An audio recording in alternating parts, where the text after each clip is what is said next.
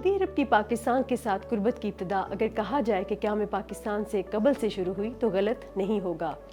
1940 میں قرارداد لاہور کی منظوری کے فوراً بعد اپریل میں اس وقت کے ولی عہد شہزادہ سعود بن عبدالسعود نے کراچی کا دورہ کیا تھا، جن کا استقبال مسلم لیگ سے تعلق رکھنے والی MNA اصفہانی اور کریم بائی ابراہیم جیسی شخصیات نے گرمجوشی سے کیا تھا۔ اس وقت میں ولی عہد شہزادہ سعود بن عبدالعزیز کے 5 بھائی بھی شامل تھے، جن میں سے 2 شہزادہ فیصل اور شہزادہ فہد آگے چل کر سعودی عرب کے فرمانروا بھی بنے۔ 1943 میں مسلم اکثریت رکھنے والی ریاست بنگال شدید قحط سے دوچار ہوئی تو اس وقت مسلم لیگ کے رہنما محمد علی جناح نے ریلیف کیمپ لگایا تو شاہ عبدالعزیز ال سعود وہ پہلی غیر ملکی شخصیت تھے جنہوں نے اس میں 10,000 پاؤنڈ کا عطیہ دیا۔ پاکستان سعودی عرب کو کتنی اہمیت دیتا ہے، اس کا اندازہ قیام پاکستان کے 2 ماہ بعد نومبر میں محمد علی جناح کی جانب سے اپنے خصوصی ایلچی ملک فیروز خان نون کو سعودی عرب اور مشرق وسطیٰ کے دیگر ممالک میں بھجوائے جانے سے ظاہر ہوتا ہے۔ شاہ عبدالعزیز نے ان کا ذاتی طور پر استقبال کیا اور کراچی واپسی کے لیے اپنا شاہی جہاز بھی پیش کیا۔ شاہ عبدالعزیز کے جانشینوں نے بھی اس روایت کو برقرار رکھا۔ 1954 میں کراچی میں سعودی عرب کے تعاون سے انڈیا سے ہجرت کر کے آنے والوں کے لیے بنائی گئی کالونی سعود آباد کے افتتاح کے لیے روانہ ہونے سے قبل شاہ سعود نے پاکستان کے گورنر جنرل غلام محمد کو ایک خط لکھا۔ خط میں ان کا کہنا تھا، ہمیں پاکستان کے مضبوط ہونے پر خوشی ہوگی، پاکستان کی طاقت ہماری طاقت ہے، اور اگر یہودیوں نے مقدس سرزمین پر حملہ کیا تو اس وقت پاکستان اس کا بچاؤ کرنے والوں میں سب سے آگے ہوگا۔ 1960 کے عشرے میں شاہ فیصل کی قیادت میں فوجی تعاون کے حوالے سے مضبوط بنیادیں رکھی گئی۔ 1970 کی دہائی میں دونوں ممالک کے درمیان معاشی اور فوجی تعاون کے لیے مزید اقدامات ہوئے۔ سعودی عرب نے 1971 کی جنگ میں پاکستان کی سفارتی اور فوجی لحاظ سے مدد کی۔ مشرقی پاکستان کھونے کے بعد 1974 میں لاہور میں OIC کا اجلاس منعقد ہوا۔ اس اشرے کے دوران سعودی عرب نے پاکستان کی $1 ارب کے قریب مدد کی۔ 1980 کی دہائی میں سعودی عرب اور پاکستان نے افغانستان پر سوویت یونین کے قبضے کے خلاف امریکہ کے ساتھ اتحاد کیا۔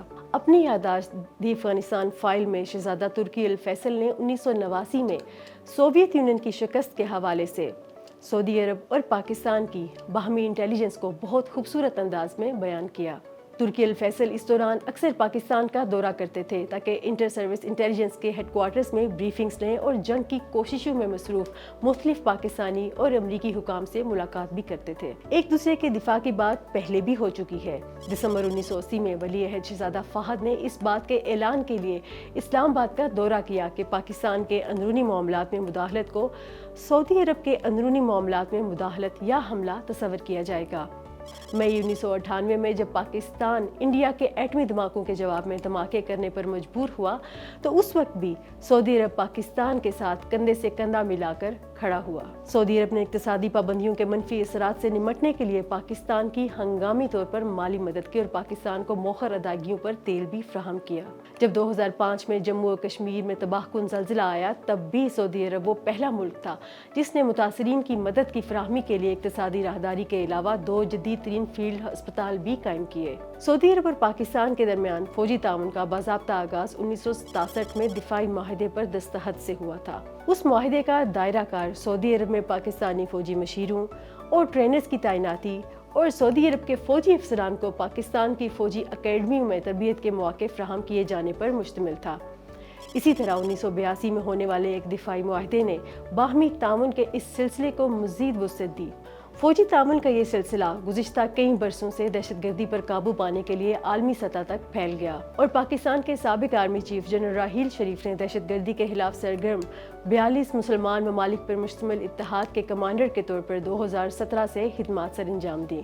سعودی وزیر دفاع شہزادہ خالد بن سلمان کو گزشتہ برس یوم پاکستان کے موقع پر ہونے والی فوجی پریڈ کی تقریب میں مہمان خصوصی بنایا گیا۔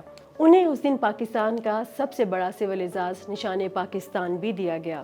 تجزیہ کار کہتے ہیں کہ پاکستان اور سعودی عرب کا دفاعی تعاون ایک طویل اور باہمی مفاد پر مبنی رشتہ ہے جس نے خطے کی مختلف سیاسی اور سیکیورٹی ضروریات کے مطابق خود کو ڈھالا ہے۔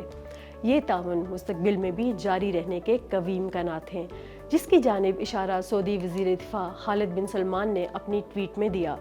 ان کا کہنا تھا کہ سعودیہ اور پاکستان جارح کے مقابلے میں ایک ہی صف میں ہمیشہ اور ابد تک۔